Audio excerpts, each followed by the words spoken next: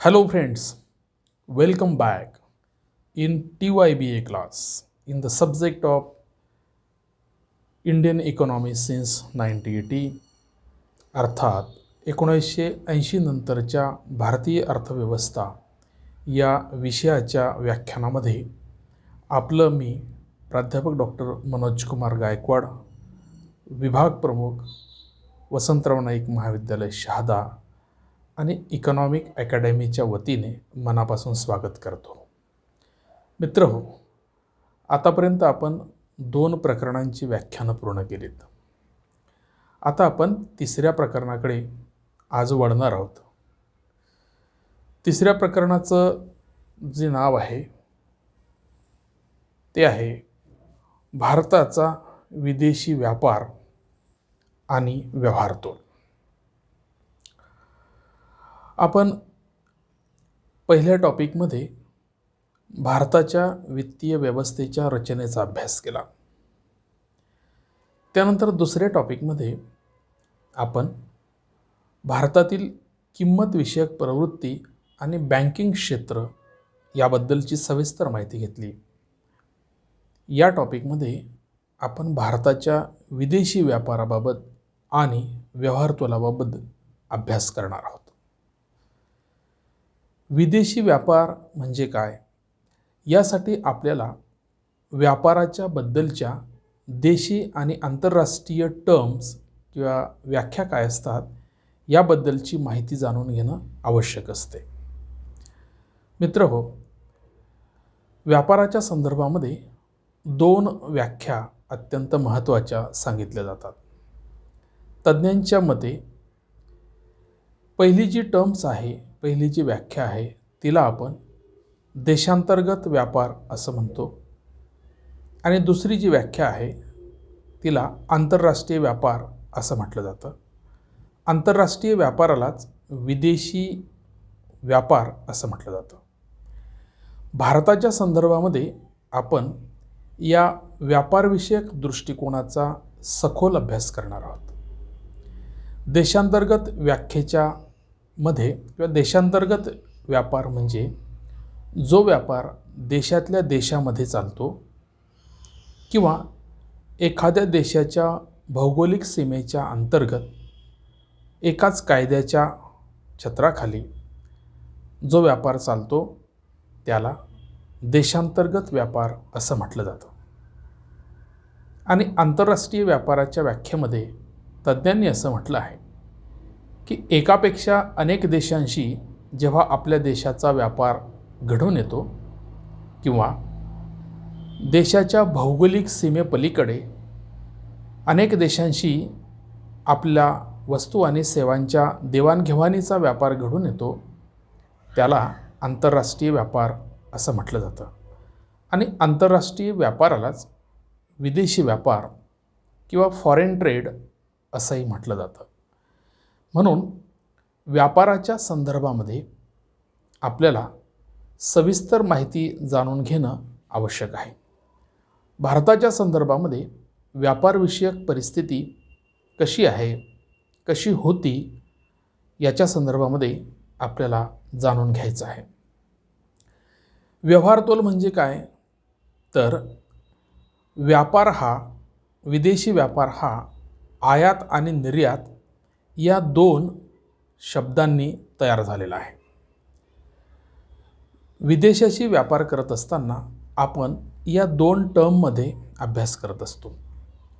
ह्या ज्या टर्म्स आहेत, आयात म्हणजे इतर देशांकडून आपल्याला आवश्यक असणाऱ्या वस्तूंची मागणी करणं किंवा त्या वस्तू आपल्या देशामध्ये आणणं, त्याला आपण इम्पोर्ट असं म्हणतो, एक्सपोर्ट असं म्हणतो.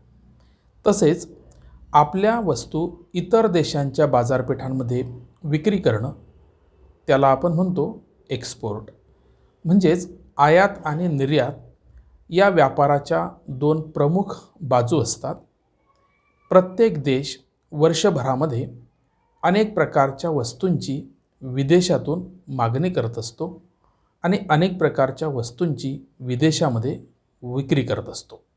म्हणजेच मागणी आणि पुरवठा हा आंतरराष्ट्रीय स्तरावर आयात आणि निर्यातीच्या माध्यमातून व्यक्त केला जातो आणि यांची जी बेरीज आहे ती आर्थिक वर्षाच्या शेवटी आपण करत असतो की किती रुपयाच्या वस्तू आपण इतर देशांकडून मागितल्या आणि किती रुपयाच्या वस्तूंची आपण विक्री केली, याचा जो हिशोब आहे तो व्यापारतोल आणि व्यवहारतोल या ताळेबंदामध्ये मांडला जातो. आणि म्हणून व्यापारतोलापेक्षा व्यवहारतोलाची जी संकल्पना आहे ती व्यापक आहे आणि म्हणून व्यवहारतोल हा कोणत्याही देशाच्या आंतरराष्ट्रीय व्यापाराचा आरसा म्हणून संबोधलं जाते. आरशामध्ये जसं आपण आपलं स्वतःचं प्रतिबिंब बघत असतो, त्याच पद्धतीने एखाद्या देशाच्या व्यापारविषयक स्थितीचा अभ्यास करायचा असेल किंवा त्या स्थितीचं अध्ययन करायचं असेल तर आपल्याला त्या देशाच्या व्यवहारतोलामध्ये बघावं लागतं किंवा त्या देशाचा व्यवहारतोल आपल्याला त्या देशाच्या व्यापारविषयक स्थितीची परिस्थिती लक्षात आणून देतो. आणि म्हणून भारताच्या संदर्भामध्ये विदेशी व्यापार आणि व्यवहारतोल हा कसा राहिलेला आहे याचा आपल्याला अभ्यास करायचा आहे. मित्रहो, भारताच्या संदर्भामध्ये आपल्याला ही माहिती आहे की भारत हा 1947ला स्वतंत्र झाला. त्यानंतर 1950 पासून आपण भारताच्या आर्थिक विकासाला पंचवार्षिक योजनांच्या माध्यमातून सुरुवात केलेली आहे. याचा अर्थ 1947 पूर्वी भारतावर ब्रिटिशांचं राज्य होतं आणि ते जवळपास 150 वर्षापर्यंत होतं. त्याच्या आणखी आधीचा काळ आपण बघितला आणि जसं जसं आपण आणखी मागे सरकत गेलो तर असं आपल्याला दिसेल की प्राचीन अर्वाचीन काळापासून भारत हा जो देश आहे तो ज्या ज्या अवस्थांमध्ये होता त्या त्या अवस्थांमध्ये त्याने व्यापार हा केलेला आहे. म्हणजेच देशातल्या देशांमध्ये सुद्धा वेगवेगळ्या प्रकारची जी राजेशाही होती ते राजे जेव्हा एकमेकांमध्ये व्यापार करत होते तेव्हा त्या दृष्टिकोनातून तो आंतरराष्ट्रीय व्यापारच होता. उदाहरणार्थ आदिलशहाच्या राज्यव्यवस्थेत शिवाजी महाराजांच्या राज्यव्यवस्थेतून झालेली आयात आणि निर्यात असेल तिला आपण आंतरराष्ट्रीय व्यापारसुद्धा संबोधू शकत होतो. कारण 2 राजे 2 देश, त्यांचे वेगवेगळ्या प्रकारची कायदे, त्यांच्या वेगवेगळ्या प्रकारच्या चलन पद्धती, त्यांच्या व्यापारविषयक धोरणांमध्ये सुद्धा बदल होता. त्यांच्या भौगोलिक क्षेत्रामध्ये उत्पादित होणाऱ्या वस्तूंचा सुद्धा ह्या वेगवेगळ्या होत्या. म्हणजे अशा रीतीने आंतरराष्ट्रीय व्यापाराची संकल्पना भारतामध्ये वेगवेगळ्या कालखंडामध्ये वेगवेगळी आहे असं आपल्याला दिसून येईल. परंतु 1947मध्ये देश स्वतंत्र झाला आणि विविध प्रकारच्या राज्यांनी एकत्र मिळून हा देश संघराज्य म्हणून अस्तित्वात आला आणि त्यामुळे भारताची एक भौगोलिक सीमारेषा निश्चित झाली आणि त्या भौगोलिक सीमारेषेला बांधण्यासाठी एक राज्यघटना तयार झाली. या राज्यघटनेमध्ये भारताचा राज्यकारभार कसा चालावा याच्या संदर्भातल्या नियमावलींची सविस्तर अशी मांडणी केली आणि त्या कायद्याच्या दस्तऐवजानुसार या देशातलं सरकार, या देशातला व्यापार, या देशातल्या लोकांच्या कल्याणकारी योजना विविध अंगांनी एकूणच अर्थव्यवस्थेचा आणि देशाच्या विकासाचा जो नियमावलीचा आराखडा आहे तो घटनेमध्ये दिलेला आहे. आणि म्हणून भारताच्या व्यापाराच्या संदर्भामध्ये आपण स्वातंत्र्यपूर्व काळ आणि स्वातंत्र्यानंतरचा काळ असा फक्त 2 भागांमध्ये उल्लेख करूया. आणि म्हणून स्वातंत्र्यपूर्व काळामध्ये भारताचा विदेशी व्यापार हा फक्त ब्रिटिश साम्राज्याशी होता असं आपल्याला दिसून येईल. आपल्याला हेही माहिती आहे की भारताची अर्थव्यवस्था ही प्रामुख्याने कृषीप्रधान राहिलेली आहे. त्याच्यामुळे ब्रिटिश राजवटीमध्ये, ब्रिटिश इंडियामध्ये जो काही विदेशी व्यापार घडून येत होता तो प्रामुख्याने भारतातल्या कृषी क्षेत्राच्या वस्तूंच्या संबंधातच होत होता. आणि म्हणून इंग्रजांची जी व्यापार नीती राहिलेली आहे ती भारतातून कच्च्या मालाची मोठ्या प्रमाणात आयात करायची आणि त्याचं पक्क्या मालात रूपांतर करून पुन्हा भारतामध्ये त्या वस्तू विकण्याची प्रक्रिया इंग्रजांनी केली. त्यामुळे आयातीचं मूल्य भारताला सातत्याने कमी मिळत राहिलं आणि इंग्रजांनी कच्च्या मालाचं पक्क्या मालात केलेल्या रूपांतरित वस्तू भारतामध्ये निर्यात केल्या, त्याच्यामुळे त्यांना त्याचा जास्त फायदा झाला. म्हणजेच भारताच्या विदेशी व्यापार नीतीचा संबंध आपण इंग्रजांच्या राजवटीशी जर केला तर त्या काळामध्ये सुद्धा भारताचा विदेशी व्यापार चालत होता, परंतु तो फक्त इंग्रजांशी चालत होता. स्वातंत्र्योत्तर काळामध्ये जर आपण याचा अभ्यास केला तर दुसऱ्या महायुद्धानंतर भारतासारख्या अनेक राष्ट्रांना स्वातंत्र्य मिळाल्यामुळे प्रत्येक देशाने आपला विकास व्हावा यासाठी स्वतंत्र आर्थिक नियोजन किंवा स्वतंत्र आर्थिक धोरणं निर्माण केली, व्यापारविषयक धोरणं निर्माण केली आणि तेव्हा खऱ्या अर्थाने जगामध्ये विविध देशांमध्ये वस्तू आणि सेवांची जी घेवाणदेवाण घडून आली त्यातून आंतरराष्ट्रीय व्यापार बहुमुखी झाला. भारताच्या संदर्भातही आपल्याला तसं म्हणता येईल की भारतानेही स्वातंत्र्य मिळाल्यानंतर अनेक देशांशी आपले राजकीय आणि आर्थिक संबंध प्रस्थापित केल्यामुळे जगातल्या अनेक देशांशी आपला व्यापार घडून आलेला आहे असं आपल्याला दिसून येईल.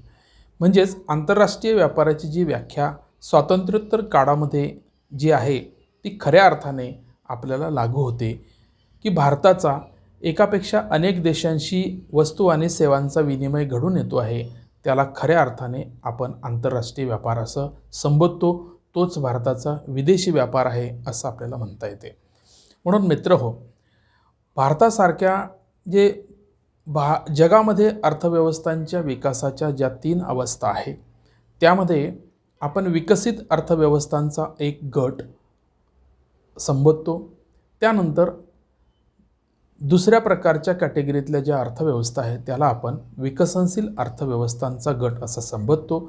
त्यानंतर तिसऱ्या जगातील जी राष्ट्र आहे त्यांना आपण अल्पविकसित राष्ट्रांचा गट संबोधतो. मित्रहो, दुसऱ्या महायुद्धानंतर जे नव्याने स्वतंत्र झालेले देश आहेत ते बहुतांशी विकसनशील राष्ट्रांच्या व्याख्येमध्ये अंतर्भूत होतात. म्हणून विकसनशील देशांचा आंतरराष्ट्रीय व्यापारातील सहभाग वाढल्यामुळे त्यांना विकासाच्या वेगवेगळ्या संधी किंवा वेगवेगळ्या प्लॅटफॉर्म आंतरराष्ट्रीय स्तरावर उपलब्ध झाले असं आपल्याला म्हणता येईल. कारण आपण आधी असं म्हटलेलं आहे की व्यापार हा प्रत्येक देशाच्या विकासाचं इंजिन असतं. कारण कोणत्याही देशाला उत्पादन प्रक्रिया राबवण्यासाठी किंवा आर्थिक विकासासाठी निसर्गाकडून उपलब्ध झालेले जे उत्पादनाचे घटक आहे ते मुबलक प्रमाणात उपलब्ध झालेले नाहीत. कोणत्या ना कोणत्या गोष्टींची जास्त विपुलता प्रत्येक देशामध्ये आहे, त्याच वेळेस कोणत्या ना कोणत्या उत्पादन घटकाची दुर्मिळता निसर्गतःच त्यांच्याकडे आहे. जसं भारताच्या संदर्भात आपण उदाहरण घेतो की भारताकडे जमिनीचं प्रमाण आणि लोकसंख्येचं प्रमाण जास्त आहे, पण त्याच वेळेस भांडवलाचं आणि संयोजक या 2 घटकांची दुर्मिळता आहे. अरब कंट्रीसारख्या देशामध्ये आपण बघितलं तर तिथे काळी कसदार जमिनीची उपलब्धता नाही, तर सर्वच वाळवंटी आणि वालुकामय प्रदेश आहे, पण तरी निसर्गाने त्यांना भूगर्भामध्ये तेलाचे साठे मोठ्या प्रमाणात देणगी दिली असल्यामुळे संपूर्ण जग आज अरब कंट्रीवर तेलासाठी अवलंबून असते. अशा रीतीने अनेक उदाहरणांच्या माध्यमातून वेगवेगळ्या देशांमध्ये वेगवेगळ्या उत्पादन घटकांची विपुलता आणि दुर्मिळता असते आणि ही विपुलता आणि दुर्मिळताच 2 देशातील आर्थिक संबंध सुदृढ करत असते, आर्थिक संबंध बनवत असते आणि म्हणून देशांच्या आर्थिक धोरणानुसार प्रत्येक देश कोणत्या ना कोणत्या वस्तूची निर्यात करत असतो आणि कोणत्या ना कोणत्या वस्तूची आयात करत असतो. यातून आंतरराष्ट्रीय व्यापार हा विकसित होत जातो आणि म्हणून प्रत्येक देशाच्या विकासामध्ये व्यापाराची जी भूमिका राहिलेली आहे ती भूमिका फार महत्त्वाची राहिलेली आहे. म्हणून या मुद्द्यामध्ये आंतरराष्ट्रीय व्यापाराच्या व्याख्या, अंतर्गत व्यापाराच्या व्याख्या बघितल्यानंतर आपल्याला विकसनशील देशांच्या विकासामध्ये विदेशी व्यापाराचं काय महत्त्व आहे हे आपल्याला या काही मुद्द्यांच्या अनुषंगाने अभ्यासता येऊ शकते. व्यापाराच्या संदर्भामध्ये आपण भारताकडे ज्या दृष्टिकोनातून पाहतो, जसं मी स्वातंत्र्यपूर्व काळातील व्यापाराबद्दल बोलला, तर भारतामध्ये व्यापार करण्यासाठी ब्रिटिश, डच, पोर्तुगाल इत्यादी लोक आले आणि त्यांनी भारतातील साधनसामुग्रीचा फार मोठ्या प्रमाणातलं वहन आपल्या देशामध्ये केलेलं दिसते. भारताच्या संदर्भामध्ये इंग्रजांच्या बद्दल अशी म्हण आहे, व्यापारी म्हणून आले आणि राज्यकर्ते झाले. ब्रिटिश ईस्ट इंडिया कंपनी आपल्या देशामध्ये आली आणि तेव्हापासून भारतामध्ये कंपनी सरकारने पाय रोवले, ब्रिटिशांची सत्ता आली. 150 वर्षापर्यंत आपलं विविध प्रकारे शोषण झालं. भारताला सोने की चिडिया म्हटलं गेलं होतं. त्या पद्धतीने भारताचं आर्थिक मोठ्या प्रमाणात नुकसान ब्रिटिशांच्या कालखंडात झालं. भारतासारख्या अनेक देश ब्रिटिशांच्या साम्राज्याच्या अंतर्गत असल्यामुळे त्या अनेक देशांचं नुकसान झालेलं दिसते. पण स्वातंत्र्यानंतर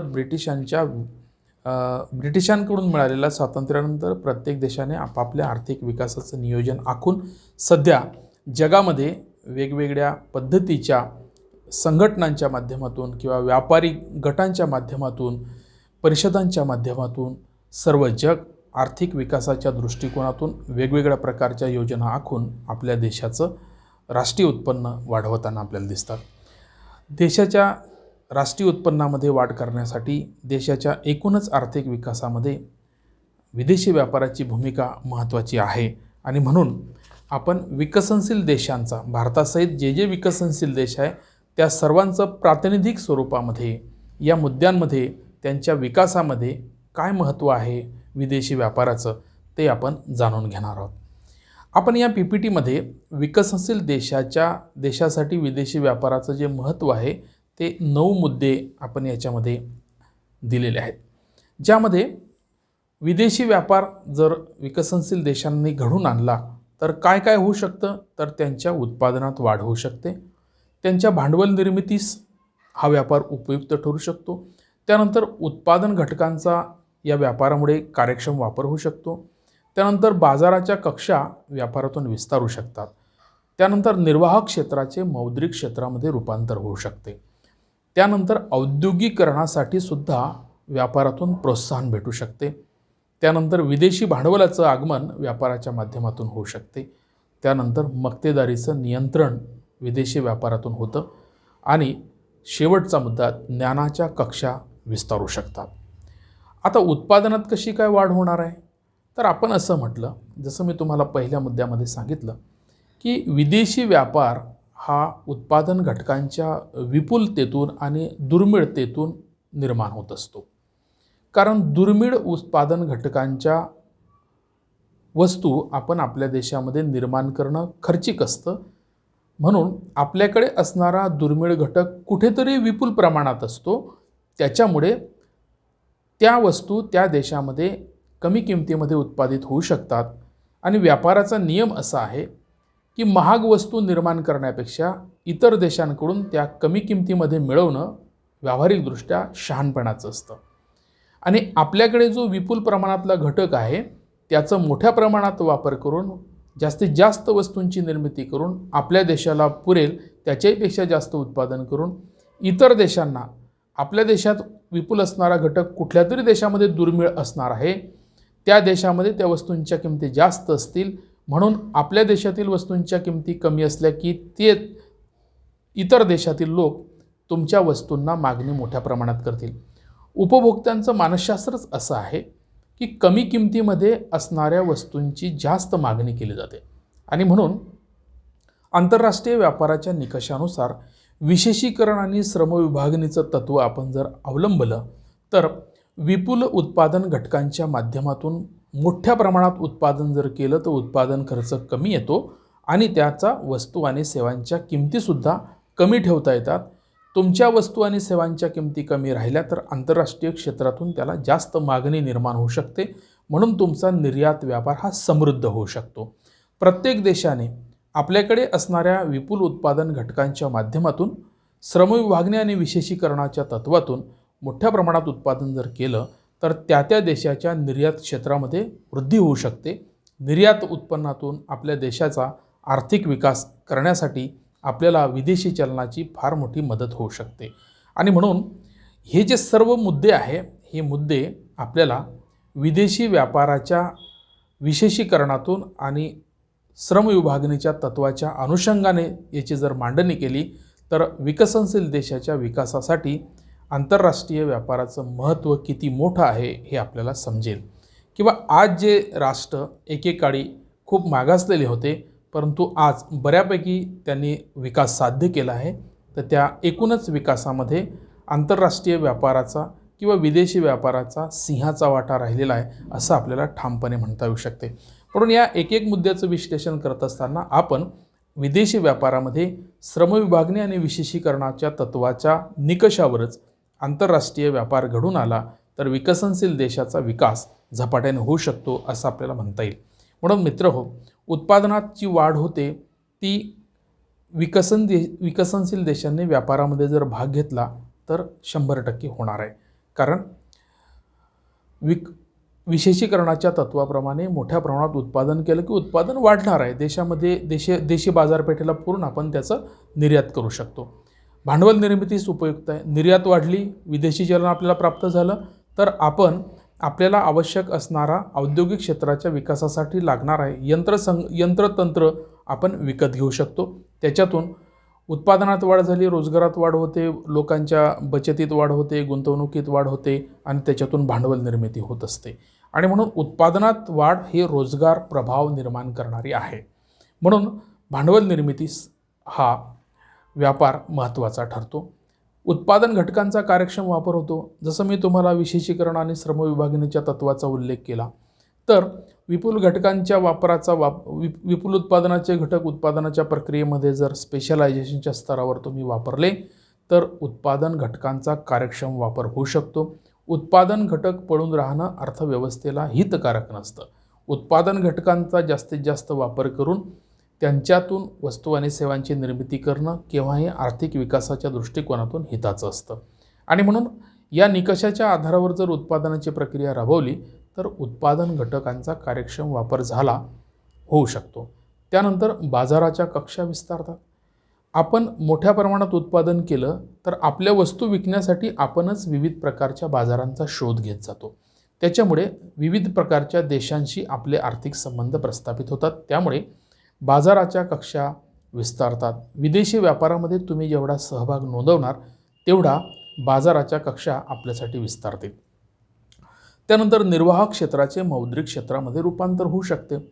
प्रत्येक कृषीप्रधान देशामध्ये त्याचं कृषी क्षेत्र जे असतं त्याला निर्वाह क्षेत्र असं म्हटलं जातं.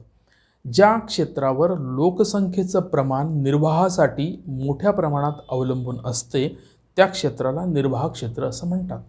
म्हणून भारताच्या संदर्भामध्ये कृषी क्षेत्र हे निर्वाह क्षेत्र गणलं जातं. म्हणून भारताचा कृषी क्षेत्रात मोठ्या प्रमाणात उत्पादन करून कृषी वस्तूंचं पक्क्या आणि कच्च्या मालाचं मोठ्या प्रमाणात निर्यात करायचं. निर्यातीतून मिळणाऱ्या उत्पन्नातून औद्योगिक क्षेत्रासाठी लागणाऱ्या यंत्रतंत्र सामुग्रीची आयात करायची आणि त्याचं औद्योगिकरणात रूपांतर करायचं. या प्रक्रियेला निर्वाह क्षेत्राचं मौद्रिक क्षेत्रात रूपांतर करणं असं म्हटलं जातं. त्यानंतर औद्योगिकरणास प्रोत्साहन मिळते विदेशी व्यापाराच्या माध्यमातून. पहिल्याच मुद्द्याचं विश्लेषण आपल्याला याला लागू करता येईल की मोठ्या प्रमाणामध्ये विदेशामध्ये आपण निर्यात केली तर भांडवली वस्तूंची मोठ्या प्रमाणात आयात करता येते आणि आपल्या देशामध्ये आपल्याला औद्योगिकरणाचा पाया रचता येऊ शकतो. औद्योगिकरणाला आपल्याला पोषक असं वातावरण निर्माण करता येऊ शकते. त्यानंतर विदेशी भांडवलाचं आगमन होऊ शकते. तुमच्या देशामध्ये किंवा आपल्या देशामध्ये आपण विकासाच्या संदर्भामध्ये वेगवेगळ्या प्रकारच्या पर्यावरणाची निर्मिती जर केली, विदेशी लोकांना आपल्या देशामध्ये आपण गुंतवणुका करण्यासाठी अनुकूल असं धोरण निर्माण केलं तर मोठ्या प्रमाणामध्ये विदेशी भांडवल आपल्या देशामध्ये येऊ शकते. अनेक देशामध्ये अशा प्रकारचे क्षेत्र असे पडून असतात की जिथे भांडवलाअभावी त्यांचा वापर होत नाही. अशा क्षेत्रामध्ये जर विदेशी लोकांना आपण आमंत्रित केलं तर विदेशी लोक त्या क्षेत्रामध्ये गुंतवणुका करतात आणि त्या अनुषंगाने त्या उत्पादन घटकांचा उत्पादन कार्यात वापर वाढतो. अर्थव्यवस्थेत एकूणच चांगली परिस्थिती निर्माण होते. विदेशी भांडवल आपल्या देशात आलं, नवीन उद्योग प्रस्थापित झाले तर आपल्या देशातीलच रोजगार प्रभावित होतो, रोजगार निर्माण होतो, लोकांच्या उत्पन्नात वाढ होते, राष्ट्रीय उत्पन्नात वाढ होते. आंतरराष्ट्रीय व्यापारामध्ये आपल्याला विविध वस्तूंची निर्यात करणं शक्य होतं. निर्यात क्षेत्रातून आपल्याला विविध प्रकारच्या परकीय चलनाची मिळकत पण होत असते. देशाच्या परकीय गंगाजळीमध्ये भर पडत असते. अशा रीतीने विदेशी भांडवलाचे फायदे विदेशी व्यापाराच्या माध्यमातूनच आपल्याला मिळवता येऊ शकतात. त्यानंतर मक्तेदारीचं नियंत्रण येते. विदेशी व्यापाराच्या माध्यमातून मोठ्या प्रमाणात स्पर्धात्मक वातावरण देशामध्ये तयार होत असते आणि त्यामुळे एखाद्या देशाची जी मक्तेदारी असते ती मक्तेदारी नाहीशी होते. भारतामध्ये 1991 पूर्वी अशा प्रकारची परिस्थिती होती, पण 91 नंतर जेव्हा आपण जागतिकीकरणाच्या धोरणाचा स्वीकार केला तर अनेक प्रकारचे उद्योग आपल्या भारतामध्ये आल्यामुळे वेगवेगळ्या मक्तेदारी असणाऱ्या उद्योगांचं अस्तित्व नष्ट झालेलं आपल्याला दिसते. स्पर्धा हे चांगल्या वस्तू आणि सेवांच्या निर्मितीसाठी अनुकूल ठरते। बाजारपेठा त्यामधून गुणवत्ताक्षम अशा बाजारपेठा निर्माण होऊ शकतात आणि म्हणून मक्तेदारी संपते हे फार महत्त्वाचं कार्य विदेशी व्यापाराच्या माध्यमातून होऊ शकते। त्यानंतर ज्ञानाच्या कक्षा विस्तारतात। विदेशी व्यापाराच्या माध्यमातून वेगवेगळ्या देशांशी आपले जे संबंध प्रस्थापित होतात त्या संबंधातून आपल्याला ज्ञानाची सुद्धा आदानप्रदान करता येऊ शकते। वेगवेगळ्या इंटेलेक्च्युअल्स ज्या बाबी असतात, बौद्धिक क्षेत्रामधल्या ज्या बाबी असतात, जसं रिसर्च आहे, प्रत्येक देशामध्ये R&D रिसर्च अँड डेव्हलपमेंट विभाग असतो। या रिसर्च अँड डेव्हलपमेंट विभागामध्ये सातत्याने वेगवेगळ्या प्रकारचे प्रयोग केले जात असतात। यासाठी वेगवेगळ्या क्षेत्रातील तज्ज्ञांना आपण आमंत्रित करतो। आपले तज्ज्ञ इतर देशांमध्ये सुद्धा जाऊ शकतात। म्हणजे या पद्धतीने ज्ञानाच्या कक्षा विस्तारण्यासाठी विदेशी व्यापाराचं महत्त्व फार आहे। मित्रहो, अशा रीतीने विकसनशील देशांमध्ये जर विदेशी व्यापार हा निकोप पद्धतीने घडून आला तर त्या देशाला त्याचा खूप मोठा फायदा होऊ शकतो असं आपल्याला म्हणता येऊ शकते। म्हणून विकसनशील देशांच्या एकूणच अर्थव्यवस्थेमध्ये विदेशी व्यापाराचं फार महत्त्वाची भूमिका आहे। त्यानंतर भारत आणि विदेशी व्यापार। आता भारताच्या आणि विदेशी व्यापाराच्या संदर्भातला आपण जर विचार केला तर आपण स्वातंत्र्यपूर्व आणि स्वातंत्र्यानंतरच्या काळातील भारताच्या व्यापारविषयक स्थितीचा उल्लेख आधीच केलेला आहे।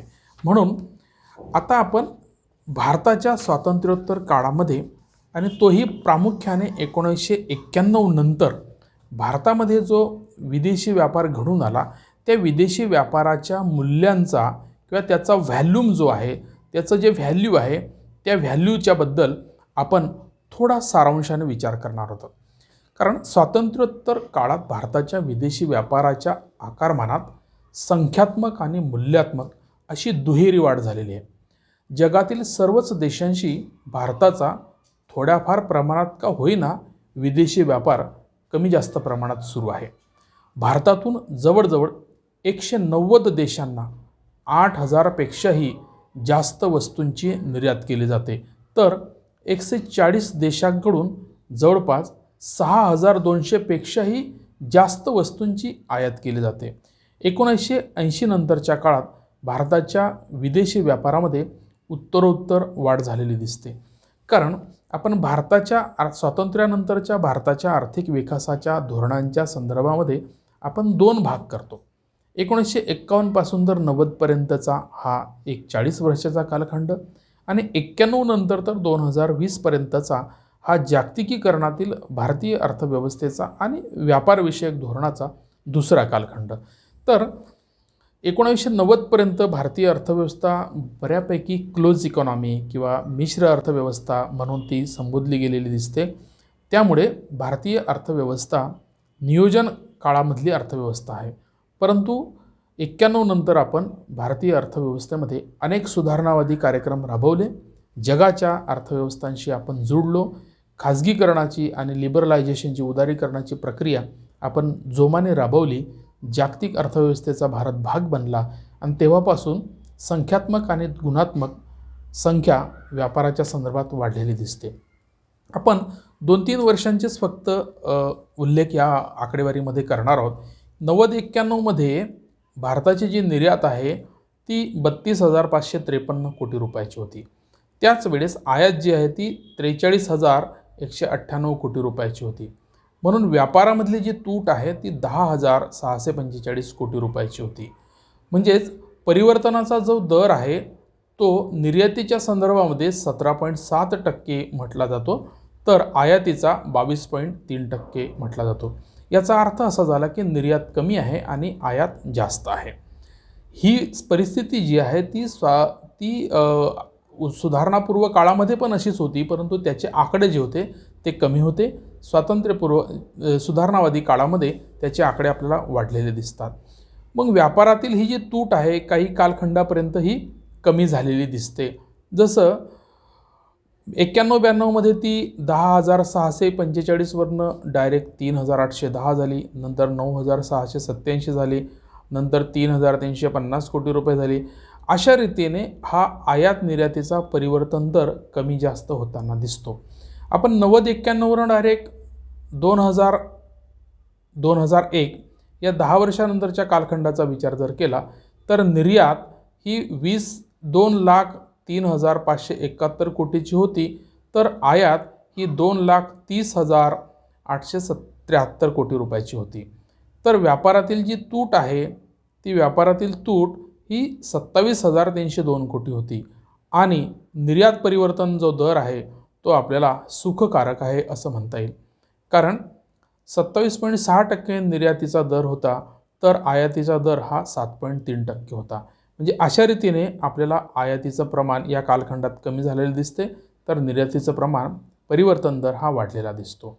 तर त्यानंतर आपण 2009-10 मधला जर आकडा पाहिला किंवा 10-11चा आकडा जर आपण पाहिला तर निर्यात जी होती ती 11,42,649 कोटी रुपयाची होती, तर आयात ही 16,83,467 कोटी रुपयाची होती. व्यापारामध्ये आपल्याला 5,40,818 कोटी रुपयाची तूट आलेली आहे, परंतु निर्यातीचा परिवर्तन रेट मात्र 35.1% आणि आयातीचा 23.4% होता. तर 18-19 मध्ये आपल्याला हा जो व्हॅल्यूम आहे निर्यातीचा आणि आयातीचा तो खूप मोठा झालेला आहे असं आपल्याला दिसून येईल. तो 23,07,726 कोटी निर्यात होती, तर आयात ही 35,94,675 कोटीची होती. व्यापारातील तूट 12,86,948 कोटी रुपयाची होती. अशा रीतीने निर्यातीचा जो दर आहे तो 18.8% होता, तर आयातीचा 19.8% होता. अशा रीतीने सुधारणा काळामध्ये वेगवेगळ्या देशांशी जे धोरणात्मक बदल झाले त्याच्यातून मोठ्या प्रमाणात व्यापारात वाढ झालेली आपल्याला दिसते. म्हणून व्यापारातील ह्या वाढीचा आर्थिक विकासावर फार मोठा परिणाम आपल्याला झालेला आहे असं दिसून येते. आता आपण भारताचा जागतिक व्यापारातील जो वाटा आहे तो वाटा बघितला तर तो आपल्याला थोडा एक वेगळं चित्र काय आहे ते आपल्याला दिसून येते. 1950 मध्ये निर्यातीत जो वाटा होता तो आपला 1.85% होता आणि आयातीमध्ये जो होता तो 1.71% होता. म्हणजे 50 मध्ये आयातीपेक्षा निर्यात थोड्या पॉईंटने जास्त दिसते आणि व्यापार हा 1.78% होता. 60 मध्ये निर्यात व्यापार हा 1.3% झाला, तर आयात हा 1.69% झाली आणि व्यापार हा 1.36% झाला. 70 मध्ये 0.64% निर्यात आहे, तर आयात 0.65% आहे, तर व्यापारसुद्धा 65% आहे. 80 मध्ये 0.42% निर्यात आहे, तर आयात 0.72% आहे, तर व्यापार 57% आहे, 0.57% आहे.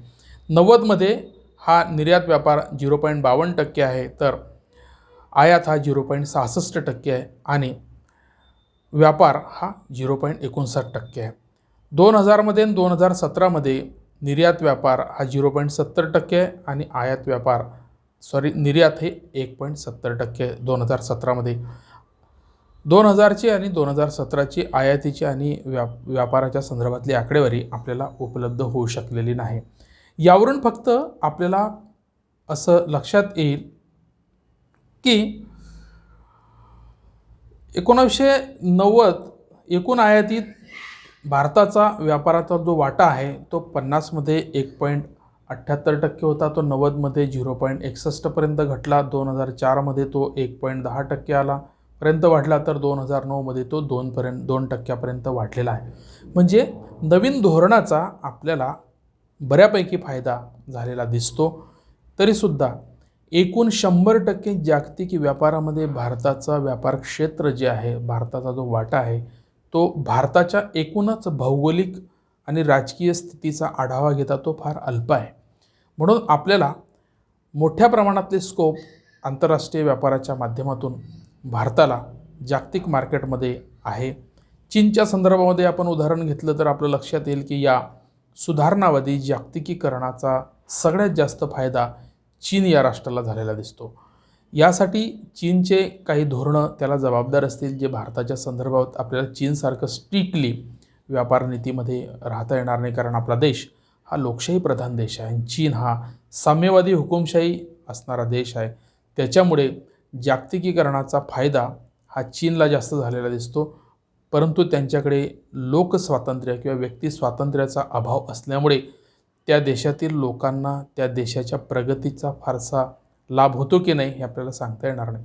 पण आपल्याकडे जो काही आंतरराष्ट्रीय व्यापारातला सहभाग भारताचा वाढतो, तो लोकांना त्याचा लाभ आपल्याला निश्चित घेता येतो. म्हणजे अशा रीतीने जागतिक व्यापारामध्ये सुद्धा भारताचा वाटा वाढण्यासाठी भारताला खूप मोठा स्कोप आहे. गरज आहे फक्त चांगल्या विदेश व्यापार धोरणाची आणि वस्तू आणि सेवांच्या निर्मितीसाठी आवश्यक असणाऱ्या आधारभूत संरचनांची, उत्पादनाच्या प्रक्रियेमध्ये अत्याधुनिक साधनसामुग्रीचा वापर करण्याची, सरकारला उत्पादकांना चांगल्या सुविधा उपलब्ध करून देण्याची, ज्यामध्ये कच्चा माल आहे, वीज आहे, रस्ते आहे, पाणी आहे, या बेसिक इन्फ्रास्ट्रक्चर आहे आणि वेगवेगळ्या प्रकारचे प्रयोग करण्याच्या चांगल्या पर्यावरणाचा जर आपण निर्मिती केली तर भारतसुद्धा जगामध्ये व्यापाराच्या क्षेत्रामध्ये किंवा जागतिक व्यापारामध्ये त्याचा हिस्सा वाढवल्याशिवाय राहणार नाही. मित्रहो, या व्याख्यानामध्ये आपण इथे थांबतोय. दुसऱ्या व्याख्यानामध्ये आपण दुसऱ्या मुद्द्यांना घेऊन भेटूया. तोपर्यंत इथे थांबतोय. घरी आहात, घरीच राहा आणि कोरोनाची 2 हात करण्याची तयारी ठेवा. भारताला कोरोनामुक्त करण्यासाठी तुमची भूमिका फार महत्त्वाची आहे. मित्रहो, अजूनही आपल्या मित्रांनी हे चॅनल सबस्क्राईब केलं नसेल तर त्यांना करायला सांगा. हा व्हिडिओ शेअर करा, लाईक करा आणि व्ह्यू करा. इथंच आपण थांबतोय. थँक्यू.